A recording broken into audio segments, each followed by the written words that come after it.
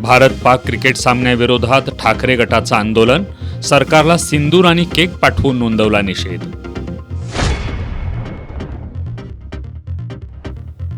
मराठा समाजाला ओबीसीमध्ये वाटेकरी म्हणून टाकता येणार नाही, केंद्रीय मंत्री रामदास आठवलेंनी स्पष्ट केली भूमिका.